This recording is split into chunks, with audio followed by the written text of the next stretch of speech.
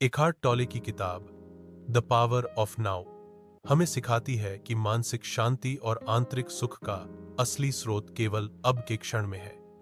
यह एक आध्यात्मिक गाइड है जो हमें वर्तमान पल में जीने और अतीत की चिंताओं या भविष्य की आशंकाओं से मुक्त होने के तरीके बताती है।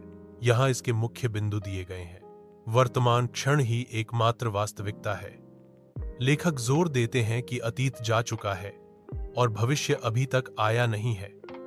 हम जो कुछ भी अनुभव करते हैं वह अभी में ही होता है। इसलिए अपनी ऊर्जा को भूतकाल के पछतावे या भविष्य की चिंताओं में बर्बाद करना व्यर्थ है। माइंड की पहचान से मुक्ति। टोले बताते हैं कि हमारा मन अक्सर विचारों, भावनाओं और यादों के जाल में फंसा रहता है जो हमें अभी से दूर ले जाते हैं। वे हमें अपने विचारों और भावनाओं से खुद को अलग करने के लिए कहते हैं। यह पहचानने के लिए कि हम अपने मन से कहीं अधिक हैं। दर्द को स्वीकार करना और मुक्त होना।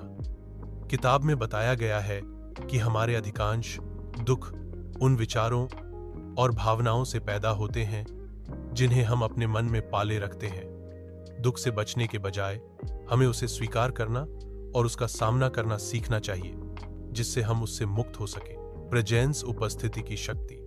जब हम पूरी तरह से वर्तमान क्षण में उपस्थित होते हैं तो हम एक गहरी शांति और आनंद का अनुभव करते हैं। यह प्रेजेंस हमें अपने सच्चे स्वरूप से जोड़ती है और हमें बाहरी परिस्थितियों के बावजूद आंतरिक संतुलन बनाए रखने में मदद करती है। अभ्यास के माध्यम से जागरूकता।